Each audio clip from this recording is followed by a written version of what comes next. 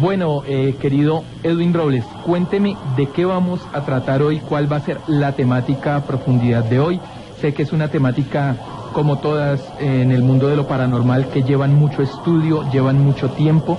2 horas son muy cortas para lograr manejar esta clase de temática, pero de pronto para empezarles a dar un poco la idea a los oyentes del mundo de lo paranormal sobre algo muy inquietante que ha sucedido no solamente hace poco tiempo, sino yo creo que en todo el nivel de nuestra historia en la humanidad. Exactamente, viejo Alex, lo hemos tratado varias veces y pues qué bueno también trabajarlo hoy. Ya lo estábamos precisamente cuadrando con mis compañeros extramicrófonos acerca de los extraterrestres y también, ¿por qué no?, acerca del mundo astral. Ya que se ha especificado muchísimas conjeturas acerca de los 3 planos fundamentales en los cuales nosotros nos movemos: medio astral, el actual, el bajo astral, algo incomprensible por muchísimas personas. Y precisamente ayer, haciendo un recorderis de lo que llegué a trabajar, estamos hablando de los artistas que en algún momento le vendieron el alma al diablo para conseguir fama, dinero y fortuna, y que increíblemente de boca ya de ellos oficialmente declaran que efectivamente le vendieron el alma al diablo.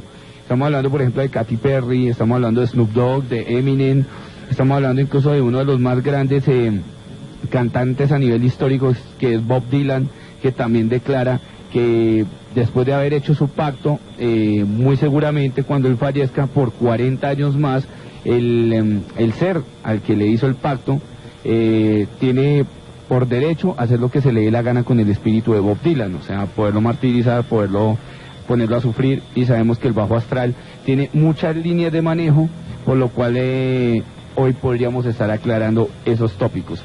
Y también hablábamos de una de las grandes representantes de los Illuminati, que es Lady Gaga, quien en todos sus trabajos discográficos no ha dejado de ver, no ha dejado de mostrar su inclinación por esta, digámoslo así, sociedad secreta de los Illuminati, en las representaciones del ojo setiano, que ya lo habíamos hablado con Don Camas, a lo cual hemos profundizado, y hoy sería muy bacano si lo lográramos profundizar, ¿no, Arturito? Excelente, yo creo que es un tema excelente. ¿Y quién más, por ejemplo, en el tema de cuando hablamos de que un artista le vende el alma al diablo?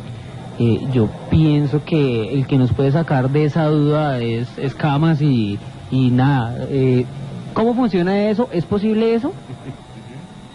Hace en varios programas se había dicho sobre este tipo de pactos con Satanás o con el demonio, del cual nosotros siempre hemos llevado a cabo una profundidad bastante grande. En esto hay mucha verdad y hay mucha mentira. Muchos artistas, por darse a conocer y darse la fama, pronuncian muchas cosas al aire, como se dice, al público, y generan controversias, incluso le dan una fuerza tan poderosa que todo el mundo le cree, y llegan a ese punto de concretar: carambas, yo vendí el alma al diablo, y a lo que yo muera, pues Satanás me va a coger y me va a hacer un 8, un 28, lo que quiera que sea. Pero para mí no es así. Dependiendo de que esta parte, ya que la manejo a profundidad, puesto que yo estoy dentro de esos círculos, los pactos con Satanás, volviendo al cuento, no, digamos, y lo dije en otra ocasión, no existe, sino es Lucifer. Vamos a ampliar este tema un poquito más a fondo. Lucifer, por ende, nunca quiere que su gente, digámoslo entre comillas, les dé todo el poder económico. Claro que les da, pero no de la forma que el mundo cree. Tienen que trabajar, tienen que ahondar en lo que están haciendo. Porque, ¿cuál es la fama de ellos? La fama es precisamente su forma de trabajo. Si ellos llegan a esa popularidad tan fuerte, como se ha hablado de Madonna, se ha hablado de Carlos Vives, se ha hablado de Shakira, se ha hablado de mucha gente que dice que está de Ricky Martin. De Ricky Martin, de todos ellos que están con el pacto al demonio. Incluso hay temas de gente que canta el vallenato y ya han asumido esas cuestiones de que cuando ponen un disco al revés se encuentran ese tipo de música alabando a Satanás. Naturalmente hay muchas conjeturas y yo las respeto desde luego, pero dice Lucifer en una de sus pronunciaciones: yo lo que deseo, que mi mundo se vaya por otro punto. ¿Cuál es ese punto? Yo le doy poder. ¿Cuál es ese poder? El poder de que tiene que trabajar, el poder de que tiene que hacer su esfuerzo poderoso para llegar a ser lo que son. Pero jamás les voy a dar dinero. Dinero no puede darlo. Tal vez de pronto si se encuentran, discúlpenme la palabra, una huaca, ¿no? Aquí al sentido de nuestro país, pero eso no es posible. Él da conocimiento, él da ese conocimiento para que sea transmutado a través de su poder. ¿Cuál es su poder? Que si Shakira o cualquiera de esos cantantes como Bob Dylan le dicen al demonio: yo quiero hacer un pacto contigo, hazme poderoso, hazme fuerte ante el mundo, dame todo lo que yo quisiera hacer. Claro que se los da, pero no en el dinero que ellos piensan, sino en la fama que están logrando. Ese es el pacto. Entonces, ¿qué hace el cantante? ¿Y qué hace esta persona? Trabajar duro y asimismo ve el dinero constante que le va llegando a sus arcas.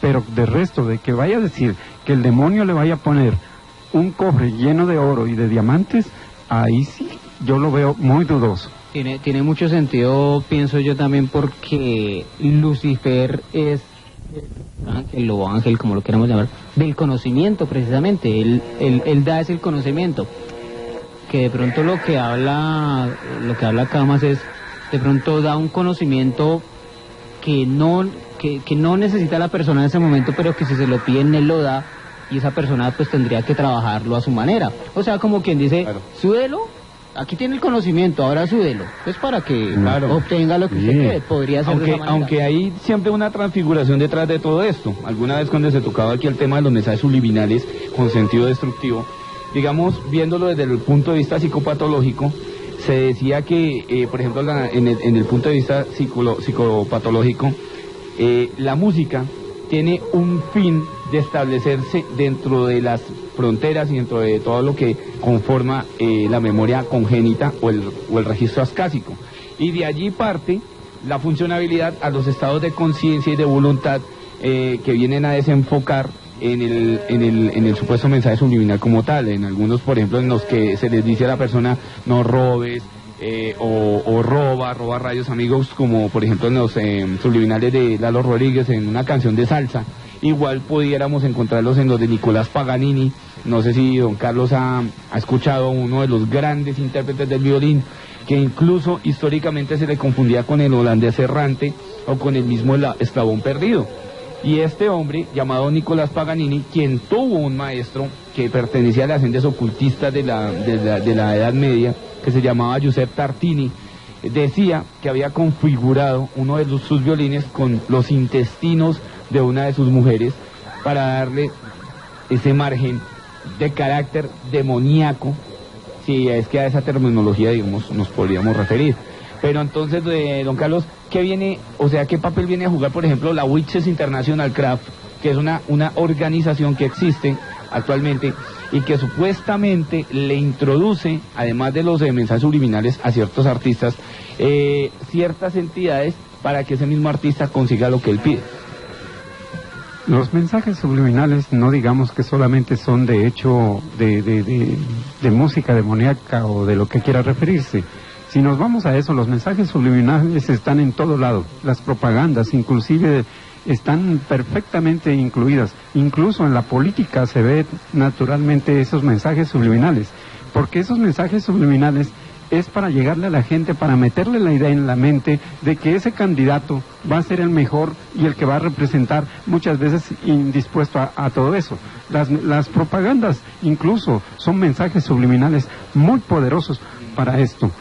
Ya de esas cuestiones, de lo que usted me dice sobre Paganini, que yo conozco también algo de eso, sí hay un misterio profundo y no solamente se refiere a las cuerdas, incluso han hecho cuerdas con tripas de gato que las hacían porque dicen que eso da un sonido espectacular.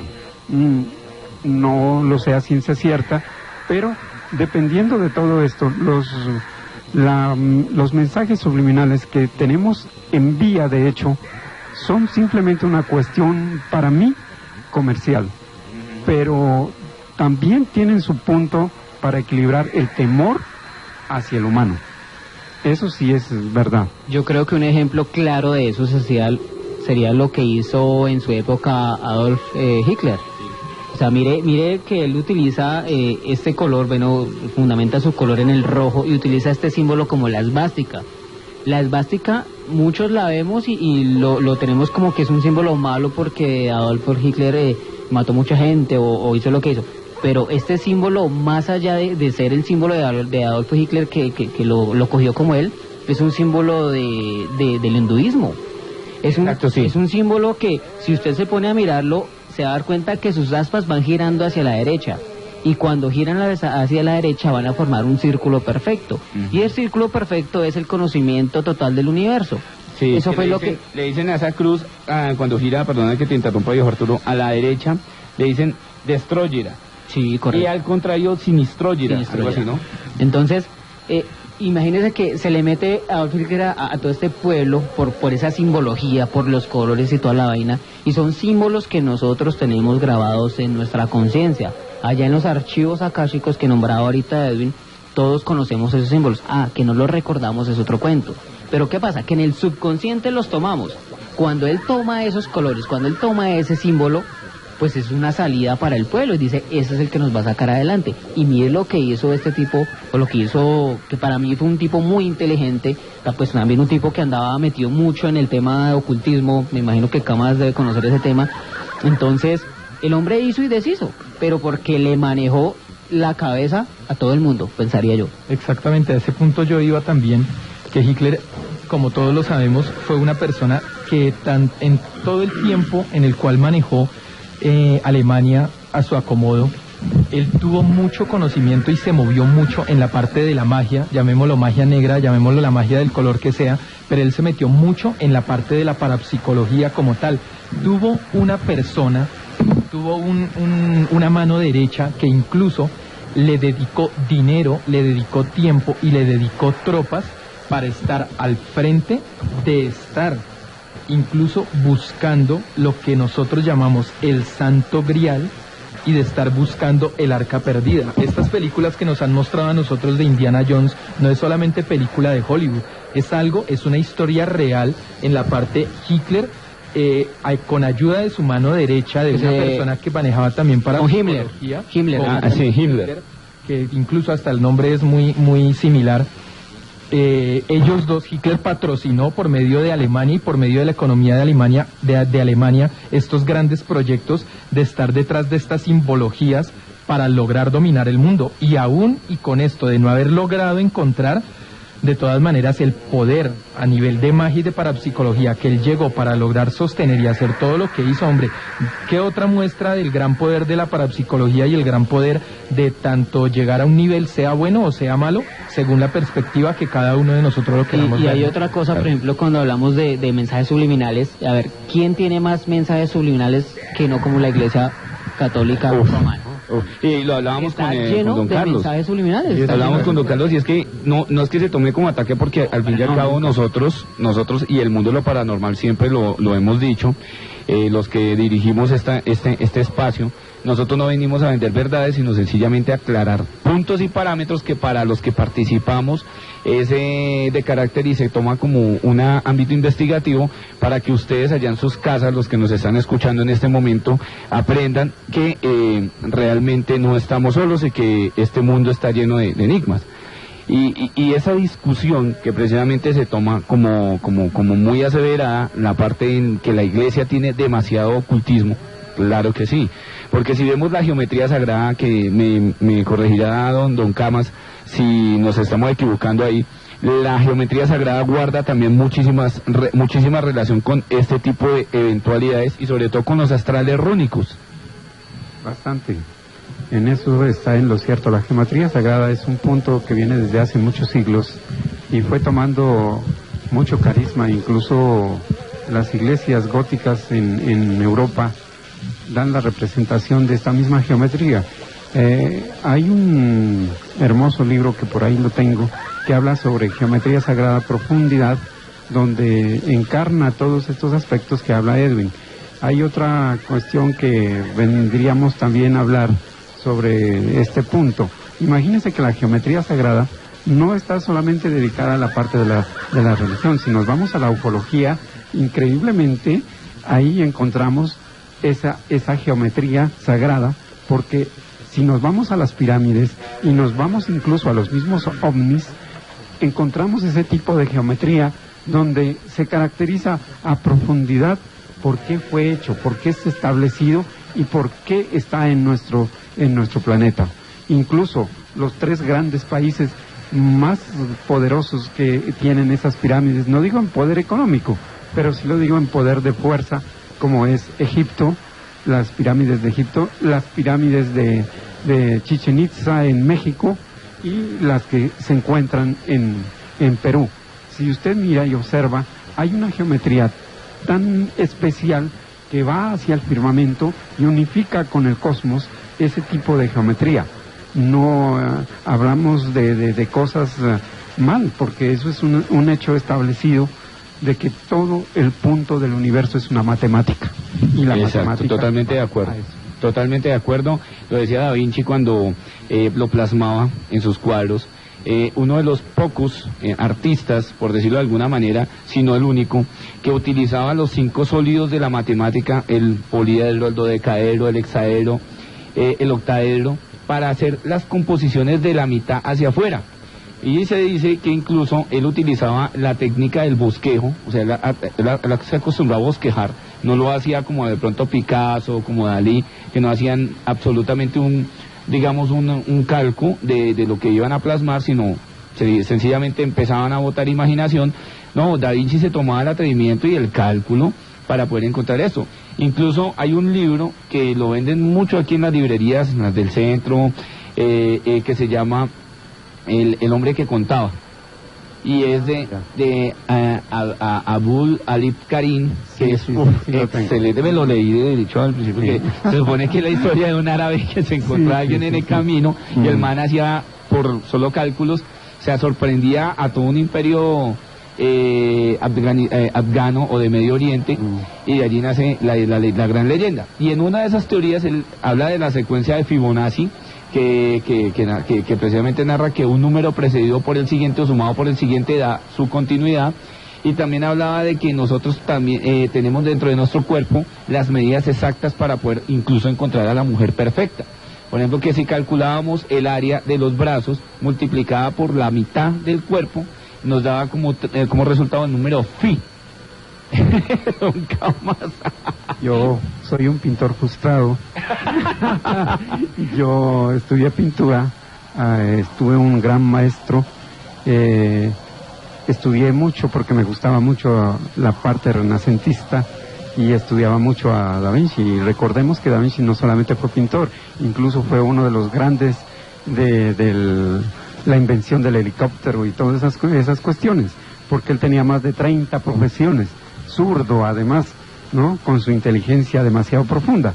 Da Vinci fue grande, y lo que usted habla sobre la numerología de este libro es fabulosa. Incluso ese cuento de niños que nosotros lo escuchamos alguna vez, Las Mil y Unas Noches, ese libro es un secreto profundo.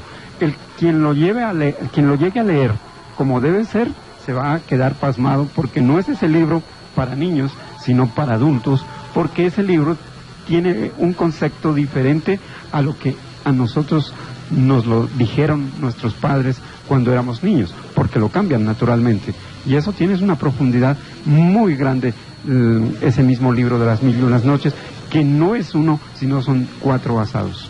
Miremos ahí también de que, tocando un poquito el tema de libros, yo creo que también hay otro libro que muchos vamos a encontrar por ahí, que es un libro para niños, para que los adultos lo lean.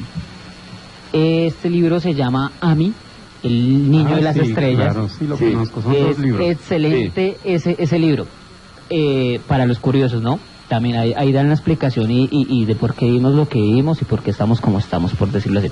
Cuando Edwin dice, o cuando nombra la famosa ley Fibonacci, o Fibonacci, esta ley trae un símbolo en conjunto. Este símbolo lo vamos a encontrar, lo que dice Camas, en las pirámides de Egipto, en las pirámides de México y en las pirámides de aquí de Sudamérica, creo que en la cultura inca. Sí. ¿Qué es esto? Para los curiosos, nuevamente, busquen la flor de la vida. Ah, sí, señor. Busquen ese simbolito. Y este símbolo está precisamente creado en base a la frecuencia Fibonacci. ¿Por qué? Porque esa frecuencia Fibonacci es lo que le da la creación al más mínimo átomo de la creación. Es decir, si vamos por lo menos a la creación de un bebé, de un fetico, cómo comienza un cromosoma, luego son 3, luego son 5, son 8, son 13, son 21. Ahí está la frecuencia de Fibonacci. Hasta los 48 que los extraterrestres nos robaron los 2 últimos. Sí. Pero vamos, sacaría sin chiste. Vamos a una pausa aquí en Radio Santa Fe. Ustedes han tocado ese tema de cómo empezó la humanidad, cómo se ha venido transformando en la parte del rito de la muerte, a convertirlo hoy por hoy en algo, como vuelvo y lo repito, la muerte es un acto de la vida, ¿no? Independiente de la religión. Camas, ¿qué dices frente al tema? La vida. Yo le puedo entornar eso desde otro punto de vista, de acuerdo a lo que yo sé.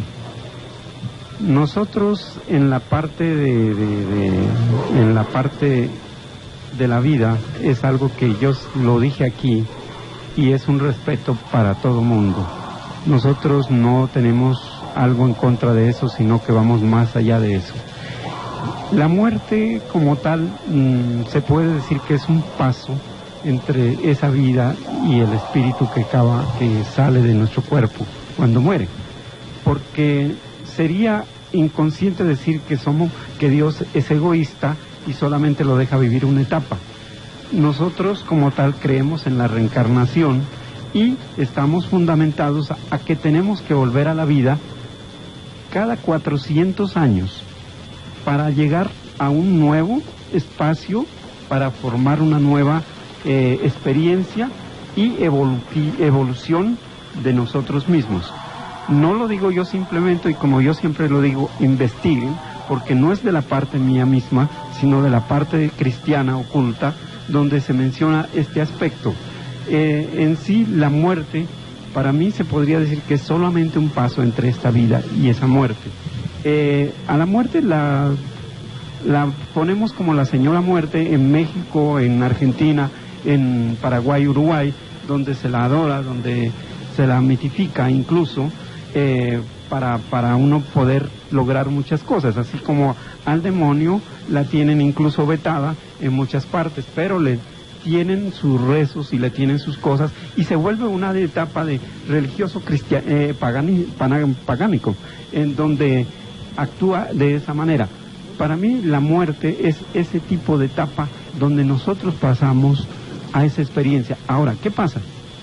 Si nosotros somos malos, si nosotros hemos sido personas de mal proceder, naturalmente que tenemos que pagar, pero no vamos a ir a ese infierno ni a ese purgatorio, porque el purgatorio es muy diferente. Claro. Si habría de esa razón, tendríamos que hablar sobre eso. Yo les puedo explicar para mí cuál es el purgatorio y cuál es ya habíamos hablado que inclusive aquí de lo que el infierno es este que estamos viviendo, pero el purgatorio es aquel, por ejemplo, si usted es una persona alcohólica profundamente o es un avaro a morir, ¿qué pasa cuando usted muere? Que ese espíritu no se va a ir a esos espacios donde va a purgar todo lo que fue alcohólico o avaro. Por ejemplo, vámonos con el avaro. ¿Qué pasa con el avaro? El avaro tiende a salir cuando muere de que toda su fortuna la tiene dentro de unas cajas o dentro de una caja fuerte o qué sé yo, y con desagrado llega su espíritu y se posesiona detrás de esas cajas o delante de esas cajas o donde tiene su fortuna y ve con ese desagrado tan enorme de que sus condolientes o sus familiares llegan y le sacan todo lo que él tenía y su fortuna y se la tiran, se la dilapidan, como quiera que sea, y él sufre. Y no sufre una vez, sufre por muchos años hasta que toma conciencia y comienza a recapacitar esa variedad que fue. Y el alcohólico es más o menos parecido, donde su cuerpo va a esos bares y penetra a través de los cuerpos de los otros a absorber ese alcohol, porque ya no lo puede, es que ya no lo puede hacer. Entonces él ya no huele ni saborea el alcohol, y entonces llega y lo siente a profundidad y a través de ese cuerpo, y sufre, y se mete dentro de esos toneles de aguardiente o de alcohol, de lo que sea, y sufre porque no puede. Entonces está pagando ese purgatorio, y ese es un estado que pasa un tiempo, al cual ya con el paso de años, digamos, a nuestra forma terrestre, lo logra, porque para él no, allá en esa etapa no hay tiempo, no hay frío, no hay espacio, no hay calor.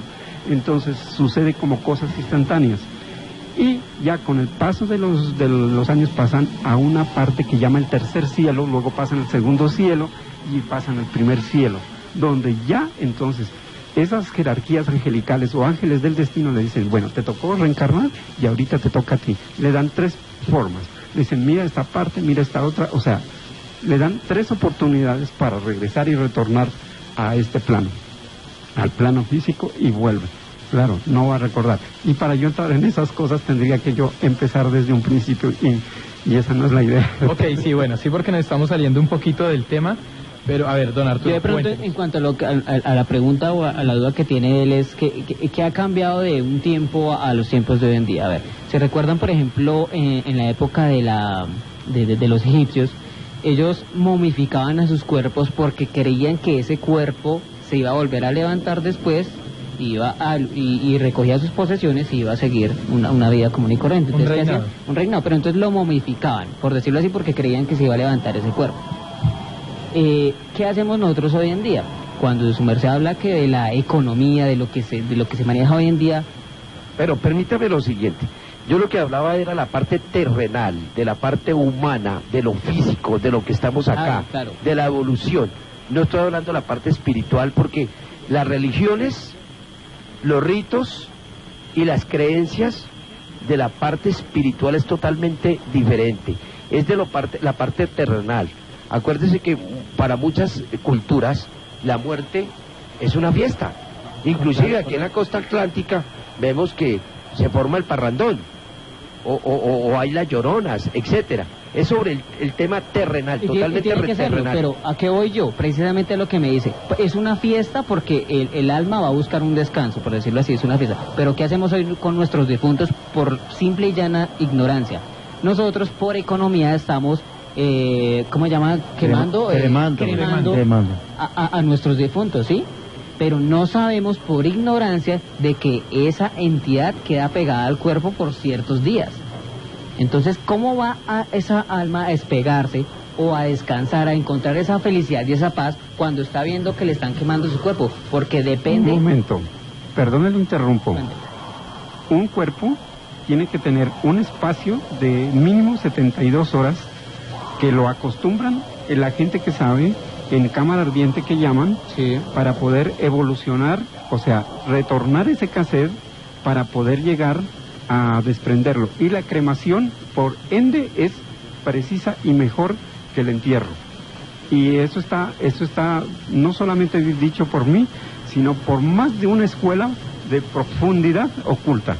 El cuerpo tiene que ser cremado, no debe ser enterrado.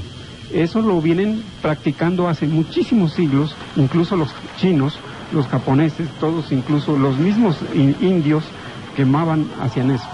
Perfecto. A ver, lo digo mira, porque... mira, es que si vemos la historia, de verdad que no soy el especialista en el tema. Ojalá nos llamara por allá José Burgos, que es especialista en el tema. Pero mire, la cremación, si la vemos hace 10.000 años. Desde que empieza la humanidad, empieza la cremación, que es de los temas que tiene que ver, y vuelvo y repito, sobre la parte terrenal. Y donde finalmente era mi pregunta, ¿no? En la parte terrenal, frente a las religiones, frente a los ritos, frente a las costumbres, etcétera, ¿cómo ha evolucionado? Por lo menos en la parte holística, ¿cómo funciona? Pues también aquí para tenemos que discernir un poquito con camas. En la parte de la holística funciona de la siguiente manera: como el ser humano es muy terrenal, entonces o nosotros nos desprendemos o por la cabeza, o por el plexo solar, o por los pies. Si nos desprendemos por los pies es porque somos seres muy terrenales.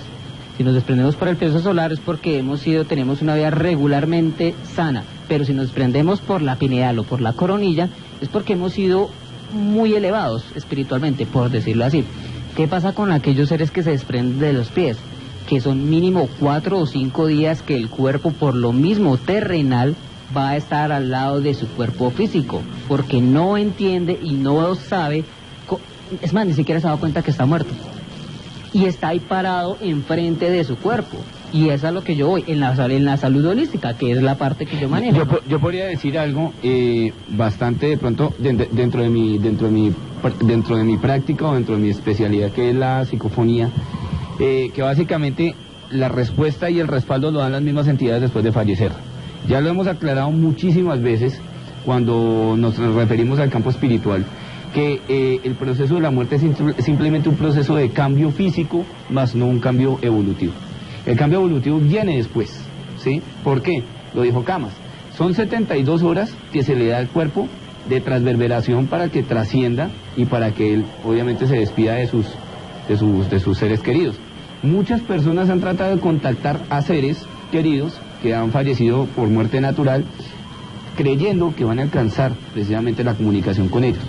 Pero si nos remitimos a investigaciones de personas bastante duras en el tema, vamos precisamente exacto con el libro que tiene ahí precisamente don Carlos, e incluso el doctor Fernando Jiménez del Oso, quien dirigió la revista Enigmas del Hombre y del Universo, un gran psiquiatra también, la respuesta que le dan algunos científicos acerca de qué pasaba con la muerte violenta y sus causales.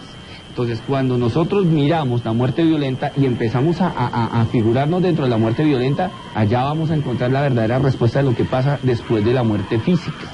O sea, el espíritu como tal tiene muchos comportamientos, allá esos mismos comportamientos nosotros no nos hemos metido a estudiar como a profundidad. ¿Por qué los espíritus a veces reaccionan violentamente cuando nadie les pone cuidado? Porque algunas personas piensan que huyendo de la idea de que se están comunicando un ser querido con ellos es a volverse locos o sencillamente sacado de la propia imaginación cuando no es así. La misma respuesta en elementos tan físicos como una grabadora de periodista, como un magnetoscopio, un osciloscopio, nos dan a nosotros una respuesta de que realmente nosotros continuamos viviendo. Son simplemente ya pasar a campos evolutivos, en donde precisamente están o radicaría la respuesta de qué pasa con el espíritu después de trascender. Yo creo que eso también, o sea, aquí yo creo que todo de lo que decimos, todo tiene un poquito de razón, sí. Porque me voy yo al ejemplo de que, si digamos, por ejemplo en la brujería o en la magia negra, cuando se toman elementos de las tumbas de ciertos fallecidos, después de varios tiempo van y toman un elemento, huesos o lo que sea, para trabajar a la otra persona, inmediatamente ahí está la entidad de ese cuerpo. Entonces, yo creo que son muchas cosas. Sí, la religión lucumí acostumbra a hacer esto con la magia negra también, ¿no? Que tiene esa costumbre de utilizar espíritus de personas ya fallecidas para trabajos. Y ahí está la entidad. Claro, a esos espíritus, por ejemplo, la religión lucumí, los que trabajan el vudú, a ese tipo de espíritus les llaman loas, que es la mascotica del brujo, para poder hacer lo que uno quiera conseguir, pero obviamente después se hace la ley del tergiversado, o la ley del 3, o la ley del boomerang, que es devolverse el mismo favor al mismo brujo cuando obviamente utilizó un espíritu sin autorización de ningún astral regente, porque sencillamente quería conseguir un objetivo, pero en muchas ocasiones un objetivo totalmente oscuro.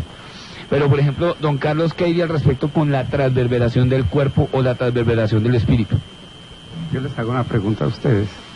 Un doctor, hace muchos años, no es ahora, por allá por el siglo XIX, intentó pesar un cuerpo cuando estaba en agonía y quería pesar el alma, el espíritu.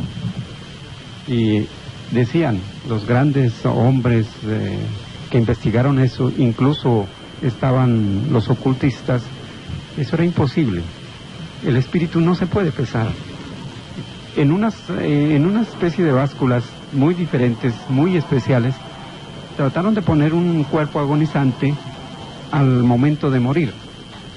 Daba que la báscula, por muy sensible que sea, trataba de informar, pero resulta que la báscula quedaba exactamente como estaba, porque el espíritu no tiene peso. El espíritu es algo que es diferente a lo que conocemos. Por eso yo siempre digo que lo que volvemos a hablar sobre ese tema de la muerte y de la vida es una representación digna de nuestro vivir y de nuestro caminar en este plano. Si nosotros somos asesinos, si nosotros somos ladrones, delincuentes, igualmente la vamos a pagar muy caro, allá donde tenemos que hacerlo.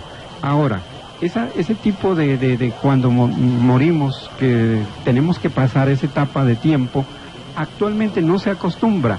Hoy se muere y a la mañana siguiente ya lo están enterrando. Incluso hay una cuestión muy práctica: si a uno le amputan un brazo estando vivo, resulta que esa persona siente ese brazo por mucho tiempo. ¿Por qué? Porque está todavía energéticamente está ahí. ¿La parte etérica de pronto? Sí, la parte etérica. La parte etérica permanece allí, y hasta que ese pie, esa mano o ese brazo no esté corrupto totalmente, no se haya deshecho, seguirá siendo así. Hay una pequeña historia, si me lo permiten. Una persona tenía un pie que le habían amputado y él llevó 2 años con ese dolor. Resulta de que cuando a él le cortaron la pierna y enterraron esa parte de la pierna, dijeron que cómo era posible que él seguía sintiendo y los dolores tan terribles en la misma pierna que estaba allí. Fueron y desenterraron donde estaba ese pie y encontraron un clavo metido dentro de la parte de la pierna. Cuando se lo desenterraron, cesó automáticamente el dolor. Eso es algo increíble, pero es la parte etérica la que está funcionando allí. O sea, que entonces de lo que dice Camas de que el alma o la entidad no tiene peso, entonces lo de los 38 gramos sería falso. Hay muchas cosas, hay demasiada información y desinformación. Yo no puedo entrar en una discusión continua, por ejemplo, contigo, Arturo, porque en realidad todos tenemos una base diferente y que es muy respetable. Cada cual nos guiamos de acuerdo a nuestros estudios. Recuerda que yo llevo más de 40 años metido en este cuento, y donde yo voy profundizando momento a momento, día a día, y que, como digo, sé mucho que nada sé, porque todavía me falta mucho por aprender, y yo aprendo de cada uno de ustedes una pequeña parte. Eso es para mí, y aprendo de ti, Arturo. Claro, y precisamente la idea es crearle la duda a los oyentes, de precisamente esta es la idea. Investiguen, miren si lo que Camas dice, si lo que Alex dice, si lo que yo digo, de verdad. Sí, porque realmente la verdad puede estar mucho más arriba de lo que nosotros nos imaginamos. Y el enfocar, el cultivar, el hacer una costumbre de que las personas, como hoy en día, lo decía yo en varios programas en los cuales he recibido ataques por parte de otros países, en cuanto a por qué yo estoy convirtiendo en moda el fenómeno paranormal, sencillamente porque todos tienen derecho a este mundo. Lo decía ahorita Alex, por ejemplo, en el tema dice, es que los extraterrestres nos hablan de 48 cromosomas, pero resulta que solo tenemos 46, ¿dónde están los dos? Nos robaron. Es que previamente yo iba a ese punto. Sí. Zacarías Sitchin, que escribió previamente un libro basado en los Anun, o en los hijos de An, o en los Anunnaki. Perdón. Sí, señor. Antes de entrar ya en la parte de los ovnis, que me embolataron 1 hora de programa en la parte nos fuimos por otro lado y no los dejamos. Aquí no se ha hablado nada de ovnis, de extraterrestres hoy. Tengo una pregunta de un oyente que me dice de que según el conocimiento y según hasta donde él ha logrado estudiar, cada uno de nosotros como personas, como seres, tenemos una nota musical. Nos estamos devolviendo al principio del programa, cuando empezamos a hablar de mensajes subliminales, de la cuestión. Cada uno de nosotros como seres tenemos una nota musical. ¿Qué tiene que ver esta nota musical de cada uno con nosotros en un mensaje subliminal? Y les doy yo un ejemplo, ¿no? A veces estamos en una fiesta Entonces se viene la canción. ¿Por qué a veces, por ejemplo, ponen una canción en donde habemos 50 personas reunidas y de las 50 bailan dos y 48 se sientan? ¿O por qué al contrario ponen otra y bailan 48 y esas dos se sientan? Entonces, ¿qué tiene que ver esta nota musical que cada uno de nosotros como seres humanos tenemos de por medio de la música y de por medio de los mensajes subliminales? Bueno, en alguna ocasión cuando yo estaba y compartí mucho tiempo con William Chávez, que trabaja con la parte del fenómeno OVNI y que tiene que ver de pronto en algunos direccionamientos coherentes, cuando hablamos de coherencia, nos decía que nosotros realmente éramos notas musicales. Yo me tomé el atrevimiento, siendo yo docente de un instituto de educación superior, en el que tomé como cátedra semiología, y me vengo a dar cuenta de que efectivamente nosotros vibramos en el universo. Nosotros tenemos, no es que nosotros representemos la, por ejemplo, yo soy do, tú eres re, Arturo es mi. Entonces, ¿qué quiere decir eso? Si ustedes se dan cuenta y nos trasladamos, por ejemplo, a los templarios para construir sus catedrales utilizaban el pentagrama básico para hacer, para hacer de su gran monumento, de su gran arquitectura, algo totalmente basado hacia el esoterismo mágico. El esoterismo mágico, ¿qué es? Es sencillamente la parte en la que nosotros como tal dependemos tanto de números como de figuras en el espacio-tiempo. Y colores. Exacto, y colores. Así lo decía, por ejemplo, un gran amigo, el doctor Carlos Villalobos, cuando hace su participación de la regresión, y él nos regala un color. No nos dice, visualiza el color blanco, visualiza el color verde, y cada color se utiliza también, por ejemplo, en una gran ciencia llamada la cromoterapia, en la cual incluso los hermanos Kirlian, los esposos Kirlian, los que inventaron la cámara Kirlian, utilizaban este tipo de escalas de colores para curar. Se cura a través de los colores. Exactamente. El azul, por ejemplo, sirve para la cabeza, que se ponen con una vaina azul en un vidrio y Sí. puede reflejar a través del sol. Sí. Eso es fantástico. Exacto. Asimismo el sonido. Yo he hecho aquí muchas pruebas cuando hemos trabajado el tema de los mensajes subliminales, en colocar jazz, rhythm and blues, y hacer una contraparte, por ejemplo, con un bambuco o una cumbia. Puede sonar algo loco, pero si lo miramos desde el punto de vista estético y psicológico, es más lógico que loco. ¿Por qué?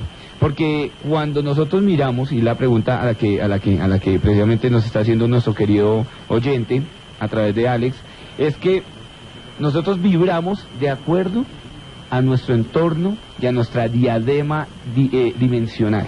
Eso es vibración de frecuencias. Es Exacto. sí, La Tierra hace lo mismo, los planetas hacen lo mismo, o sea, todos vibran. Por eso hay el sonido de las esferas, ¿no? Exactamente. Incluso cuando ya toquemos el tema de los extraterrestres, se van a dar ustedes cuenta que algunos contactados que han tenido, yo digo el honor, no digo como la oportunidad, digo el honor, como uno de esos grandes contactados, el señor Edward Billy Meyer, de escuchar a los ovnis, de escuchar el sonido que emerge de una nave extraterrestre, y también de pronto mirar lo que hizo Bob Lazar, uno de los grandes astrofísicos que fue llevado al Área 51 y haber analizado una de estas naves, darse cuenta que el material que en alguna época describiera Billy Meyer, del cual le dijeron esos seres extraterrestres que se comunicaron con él, que venían de las Pléyades, era Sumium 32 rebajado al 150%. Lo que quiere decir que cuando uno también construye, uno hace melodía al construir.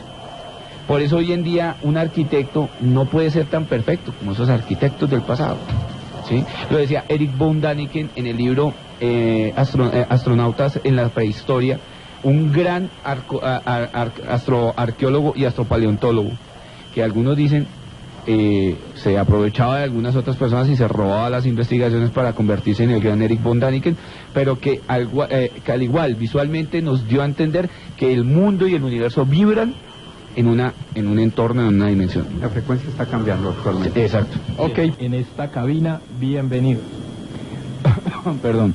Bueno, pues previamente me gustaría, no sé si seguimos retomando lo que estábamos hablando afuera, que era bastante interesante, don Camas y viejo Arturo, y es algo referente precisamente al desconocimiento, empezando, y yo creo que es la matriz de muchas personas de lo que nos rodea, el denominado y llamado universo, que Stephen Hawking y en alguna época el doctor Carl Sagan, quien curiosamente fue llevado al Área 51 antes de que lo mataran, porque es que ni siquiera murió. La mentira más grande que nos han vendido acerca de uno de los grandes científicos e investigadores a nivel de la ufología. Él nunca estuvo en desacuerdo con la creencia de que realmente nosotros estamos viviendo, o siempre hemos vivido acompañados de seres extraterrestres. Lo hizo en El Mundo Bajo las Arenas, una serie que estaba hablando de los años 80, yo estaba muy pequeño y yo no me perdía esa serie, cuando Carl Sagan sacaba incluso de Japón, de las teorías de las leyendas de Japón, una muy chévere, en uno de los mares cercanos a las costas de Japón, de una especie de cangrejo que encima del lomo tiene la figura de un samurái, y que, según narra la leyenda, una mujer, una princesa, que quiso suicidarse con su hijo, el hijo, que supuestamente iba a ser el heredero del imperio samurái, fallecieran ahogados y por consiguiente se convirtieran en cangrejos. Carl Sagan decía en El Mundo y sus Demonios que era inevitable e infactible que estuviéramos solos, ya que si nosotros tomáramos como referencia nuestro sistema solar, para salir de la mitad, nosotros estamos hablando de nuestra galaxia, para los que no conocen mucho astronomía, nuestra galaxia es una galaxia espiral, es como un espiralito que se centrifugó, da vueltas hasta llegar a la mater, que es el Sol, pero nosotros realmente no estamos mirando el Sol que está en la mitad de la galaxia, porque es inmensamente grande. Nosotros solo vemos una pequeña estrella que está denominada como el Sol, a uno de los laterales o a uno de los extremos de esa vía láctea o de esta galaxia. Según dice Sagan, para salir de la mitad hacia arriba se requieren de 100.000 millones de kilómetros por segundo a esa velocidad para poder escapar. Pero lo más chistoso, lo más encomiable, era que Hawking aplica otra teoría mucho más interesante, y esa es la que nosotros siempre hemos estado desconociendo totalmente, sobre la teoría de que realmente no estamos solos, y es aplicativa. Él dice que además de los agujeros negros, que no representan la muerte de una estrella, sino al contrario, el nacimiento de la vida, porque es así, existen otros agujeros que llaman los agujeros de gusano, que duran 32 nanosegundos, y que según algunos contactados como Edward Billy Meyer, que yo ya lo nombraba, los ovnis o las naves extraterrestres donde se transportan estos seres utilizan para saltar en el tiempo de un punto a otro. Eso lo escribió cuando Semjase, que fue la cosmonauta con la que él tuvo contacto en el año 1972, en agosto, y estamos hablando de que este campesino es un campesino manco, un campesino que en aquella época ya no contaba con una mano, él solamente tenía le quedaba una mano que era la derecha, fotógrafo profesional, impresionantemente yo diría que el único contactado que ha tomado unas fotos tan claras de naves extraterrestres a nivel global.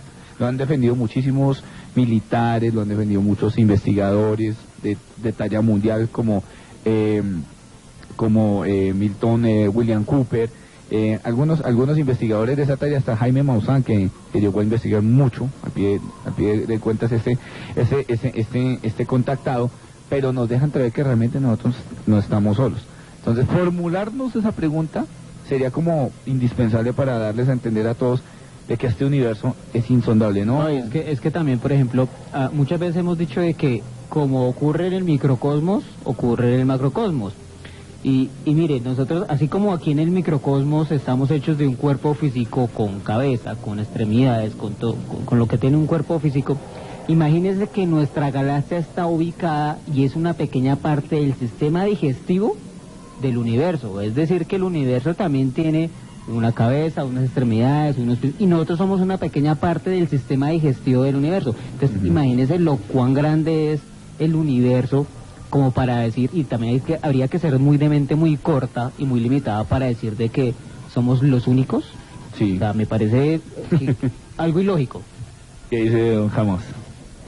Yo siempre he dicho que los extraterrestres que siempre han estado a través de los siglos con nosotros, que ellos son fuente de inteligencia, incluso en el estado primitivo hace muchos milenios atrás, y porque el hombre moría porque no sabía cómo mantener ese fuego, y ellos comenzaron a educarlo. Los extraterrestres, por ende, nunca dejarán de acompañarnos, siempre han sido las propiedades para esas mentes locas de grandes escritores en la antigüedad. Incluso los grandes pintores reflejaban ya esos ovnis, y en esas pinturas que se ven esos platillos volantes, dicen, pero ¿por qué está ahí en los mismos cuadros de Renacimiento? Por ejemplo, Fray Filippo Lippi, la Anunciación del siglo XVI. Ahí se ve, ahí usted observa la nave que está a trasfondo. Exactamente. La Biblia mismo lo constata en el libro de Ezequiel con los famosos carros de fuego. Eso no podríamos decir mentiras absolutas. Incluso uno de los patriarcas antidiluvianos, Matusalén, me equivoco, Elías, fue raptado también. Incluso hay un libro, uno de los libros incompletos de la Biblia, de la Torá judía, que están dentro de los 5 primeros libros, que es Enoc. Y Enoc está incompleto, que supuestamente llega al tercer libro y él tenía un cuarto libro. Y Enoc también es raptado. O sea, Enoc, la historia dentro de la Biblia, la Biblia como tal, la que se conoce hoy como tal, que está tergiversada obviamente, porque tenemos que tener en cuenta, no sé por qué las personas siempre se fían en que si en televisión salió alguien vendiéndole un libro, ese es el verdadero. Y tienden lamentablemente a esa ideología y a caer en ese desconocimiento de la temática pluriparcial, que es lo que yo veo, yo le creo ya primerazo, porque me da miedo quedarme ignorante y no saber después para dónde coger. Eso se convierte en fanatismo. Exacto, sí. Lo que pasa es que, lo que pasa es que también es muy berraco, hay que entender de que, digamos, la gente que no tiene la información, exacto, y que de aquí a mañana le digan a uno o nos dijeran, es que ustedes son un proyecto genético de los extraterrestres, pues eso a uno lo vuelve loco. Cuando en realidad es así, nosotros simplemente somos un proyecto genético de esos, no nos llamamos extraterrestres, son hermanos mayores, porque venimos siendo hermanos sí, porque somos hermanos al fin y al cabo. Es que lo que pasa es que ya lo que se vende como contactismo es lo que daña el fenómeno ovni. Yo lo ataco y lo he atacado propiamente, y yo creo que don Alex me da la razón. A mí no me parece. Comparto esa parte. Ese contactismo es el que ha mandado el fenómeno ovni, y el que ha mandado a los hermanos mayores, a estos extraterrestres, al carajo. Y por eso es que ya no nos creen, por eso es que nos ven como locos. Algo yo leía precisamente en una página que, pues, gracias a Dios tiene una aplicación para los celulares Android, donde uno se afilia o la bajas al celular y efectivamente te manda constantemente noticias actualizándolas de todo lo que es los fenómenos paranormales. Me puse a leer de un comunicado que manda la NASA. Se hablaron incluso de la conjunción planetaria. Y dice, es imposible, y nadie cae en cuenta, que un planeta tenga influencia gravitacional con nuestro planeta Tierra. Es imposible, porque lo único que tiene influencia sobre la Tierra es la Luna y el Sol. A pesar de lo lejos que está, sencillamente influye, porque con su mecanismo de magnetismo, pues obviamente influye sobre los demás planetas, incluyendo el de nosotros. Pero que otro planeta que no tiene una configuración parcial de fenomenología influya sobre la Tierra, no lo puede hacer.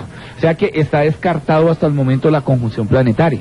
O sea, está hasta el momento, según ese anuncio de la NASA, está totalmente descartado que nos vayamos a quedar a oscuras. O sea, esa no es la profecía del Nibiru. Exactamente, el Nibiru.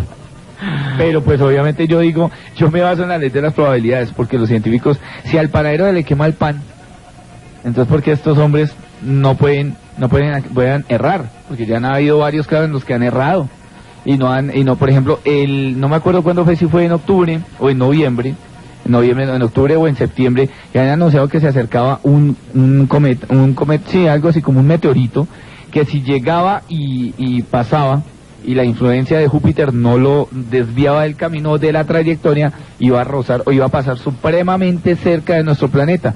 Lo único que se vio fue un pequeño cambio en la temperatura ambiental, y que esos días lloviera demasiado, pero el resto, que nos íbamos a morir, y que ese tal meteorito o asteroide, porque creo que estaba entre asteroide y meteorito, iba a chocar, nunca llegó a pasar.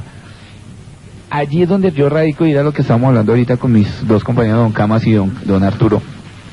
la ley del silencio opera sobre todos los enigmas. Es que nomás mire ahorita este fenómeno que está sucediendo allá en la península de Yucatán con lo de la Atlántida.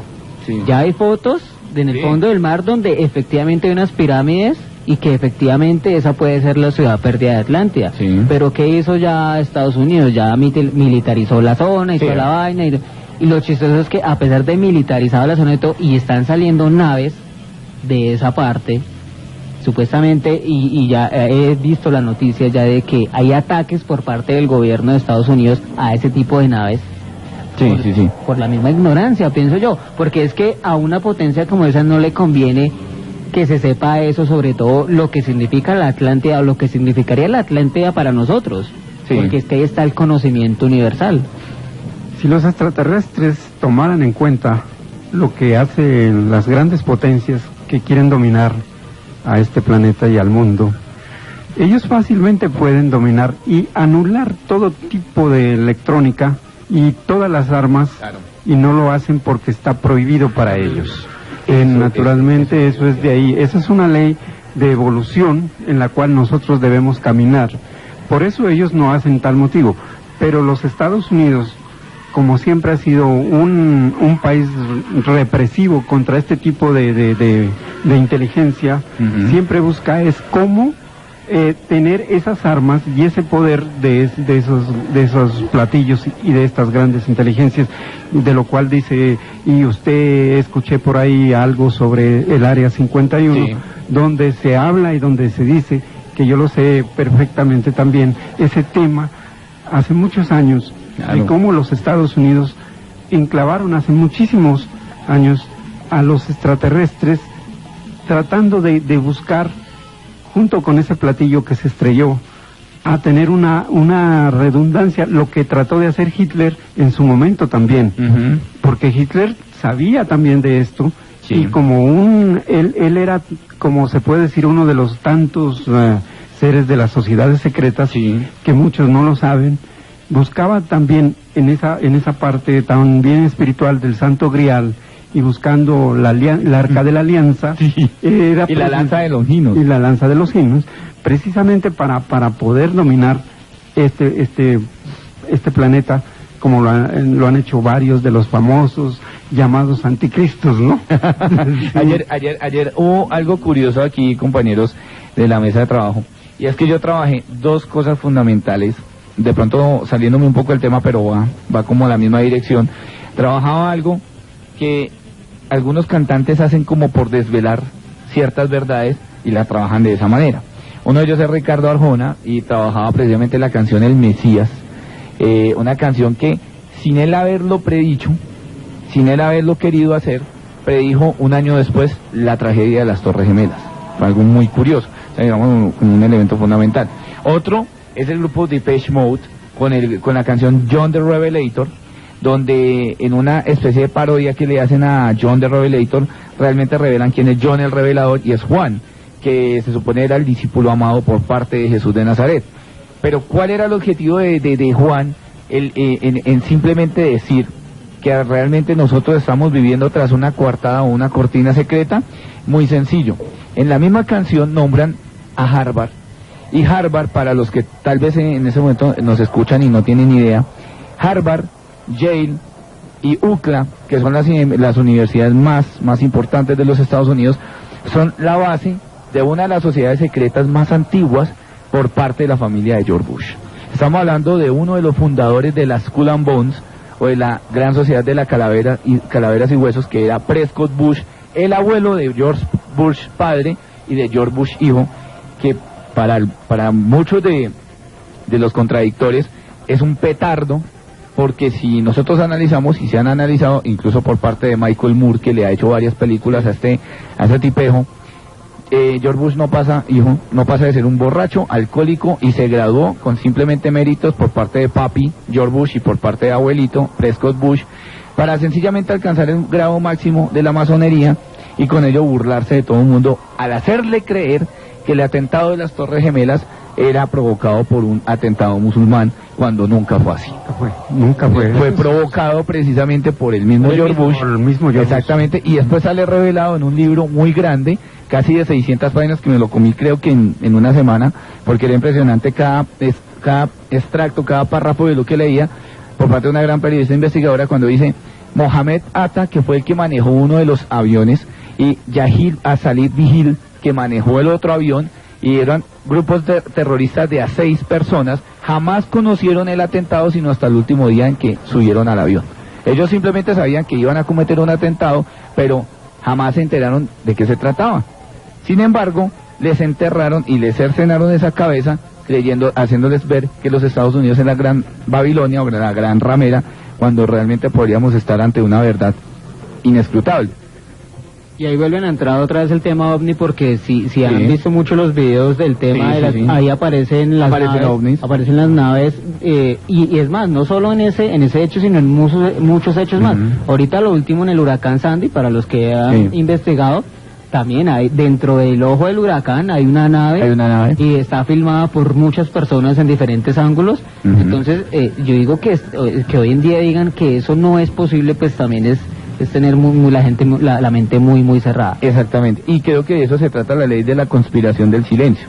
La ley de la conspiración habla de muchas cosas que en algún momento creo que la debatiremos aquí con Don Alex, y Don Alex nos da ese gran mérito y ese permiso.